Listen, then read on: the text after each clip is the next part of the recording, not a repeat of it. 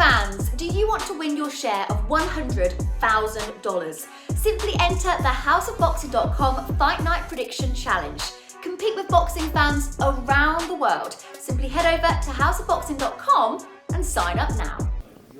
This is Lewis Hart for Boxing Social in association with Empire Fight Store and William Hill. Delighted to be joined in Brighton with Nisse Sauerland. My first time here and the first time that Harlem Eubank is returning to Brighton. Something that you've wanted for such a long time. How are you feeling about getting this one over the line? I'm worrying about you. You've never been to Brighton? I live like an hour away. I've just never been, mate. Right. Come on, man. Open your eyes. No, it's a beautiful place. Looking forward to the fight. What was it, 91, 92, so what's that, 30 years ago? A bit more than that. That was the last time there was a headline, a Eubank headlining in Brighton, so we're just happy to be back. How good does it feel to deliver this for Harlem? It's something that he's always talked about, he's always set it out that he wanted to come back in Brighton. To deliver it now and be in a decent fight, it must feel good, sort of patting your back for yourself. You know what, I never pat myself on the back. Yeah, there's too many things that go wrong. Once you think you're winning, you're losing straight away. So no. I mean, it's obviously with what's happened with his dad and everything. I think that it was important for him to do it here more so than ever, almost in honour of him. And I think that it's going to sell really well, judging by the amount of press here today. There's a lot of press up. I don't know. Normally it's just you lot, just turning up with a few cameras. There's some, guys with big cameras, which normally means BBC, ITVs. I don't know, but that is a good sign, and I think there'll be a good buzz here.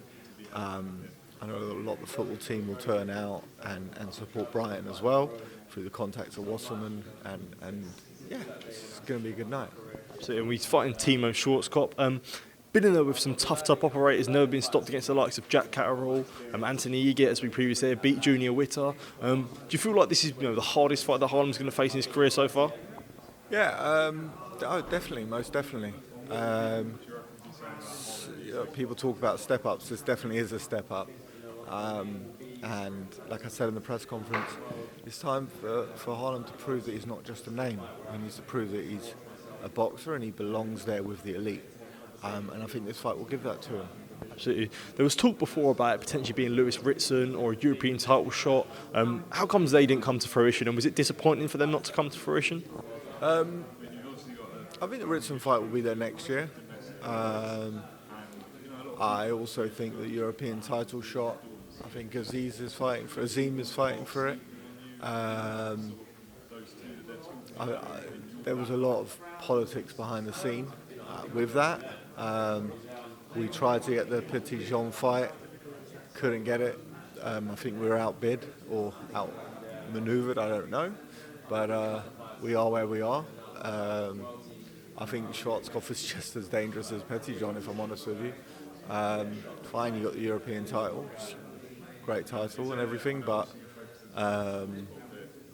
yeah, it's going to be a good night.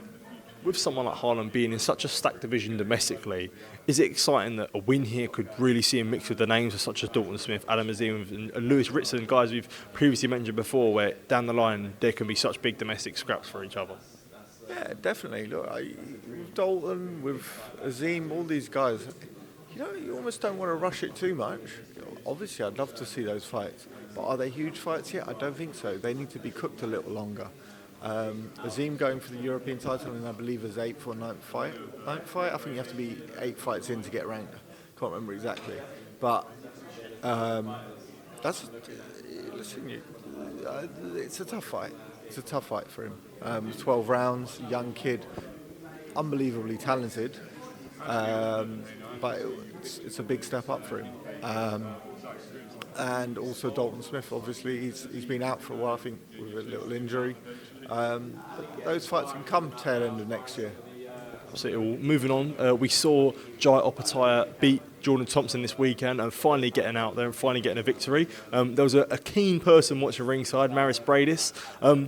Is that the 100% next? Is Jai, he talked about Jai Opetaia, talked about winning the WBO, Bilham Smith, but is he going to have to go through Mairis Briedis once again?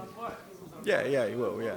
But I mean, also, I don't think Bilham Smith can do that fight because I think he's fighting a Coley, someone said to me. I think there was a rematch clause which was mentioned straight after the fight. If I was a Coley, I'd be going up to heavyweight. I mean, he's got the perfect build for it. More money at heavyweight, and actually, the UK is screaming out for some young heavyweights, or some not young, but new heavyweight blood. Is it important for Briedis to get back on the scene? He hasn't been out since the Opetaia fight. Was meant to be in Scotland, but got injured. Is it good that he has to remind people that he's still alive and well in this stacked cruiserweight division? Yeah, look, he's a 3-time, 4-time world champ. Gave Usyk his toughest fight ever. People seem to forget that, so you do have to remind them sometimes. He was off point against Opetaia, almost won. If there had been, another minute of the 13th, if there would have been a 13th round with 1 minute, he would have probably won and stopped Opetaia. Opetaia was out for a while because of the injury he sustained to his jaw in that fight. So, does Opetaia want it? I don't know. It's a tough fight. Does Briedis want it? He wants the belt. He was there. He was going, "This is my belt. This is my belt." And I was like, okay, yeah, but you need to win it back. And we've manoeuvred him into a position where he will fight for it. Sticking on the topic of mandatories and other things, we did see that Fury Usyk is signed for next year, or potentially 23rd of December. That is signed. One thing, where does this leave Filip Hrgovic with waiting for a mandatory? How does Hrgovic shape into all this picture?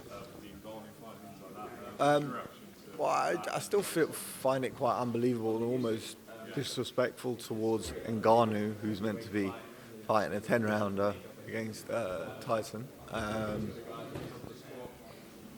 We have a position. I can't discuss it too much here. We are consulting some kind of a legal process because we've simply waited around since the Zhang fight last August for a mandatory. We were pretty much made to fight Dempsey McKean to keep our ranking and keep our mandatory spot. So it's a bit. I understand that everyone wants to see that fight, and whatever anyone says, he doesn't deserve it. He's in that position. Yeah. So you're going to make a guy wait for a year and a half, and he's got lots of earnings at the prime of his career. It's not very moral. But would you be willing to wait whether Usyk drops to the IBF, or would you be willing to wait for that fight so you can get all 4 belts in a way instead of potentially having 1 or 3 belts? Or is there too much waiting? Has there been too much waiting now? Look, I think he's going to have to keep busy, isn't he? We'll see. I'd like it to keep him busy. He's had too many long spells off because of injury or inactivity. So ideally, we'd keep him busy. Just the last one from me. Yes, right. That's right. No worries. Just the last one from me. Eddie Hearn came out last week talking about there's potentially been an offer from Sky about trying to make the Conor Benn versus Chris Eubank Jr. fight. Just wanted to know, what was your knowledge of this, and have you heard of anything about the offers or potential offers from Boxer and Sky?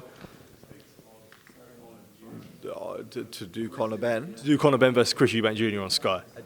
Eddie got an offer. No, so Eddie heard about that Boxer had offered potentially contact with Conor Benn's team or Eubank Jr.'s team about potentially making that fight on Sky. Well, we haven't heard anything from the Eubank Jr. side, but I think Conor has a contract with Eddie. I believe there is, maybe there was an offer made to Conor, but if he's under contract to Eddie, I'd be pretty upset with that if I was Eddie. Absolutely. Nisse Sauerland, thank you for speaking to me. Appreciate it. And look forward to seeing you in Brighton, mate. Thank you, mate. Top man. Thank you.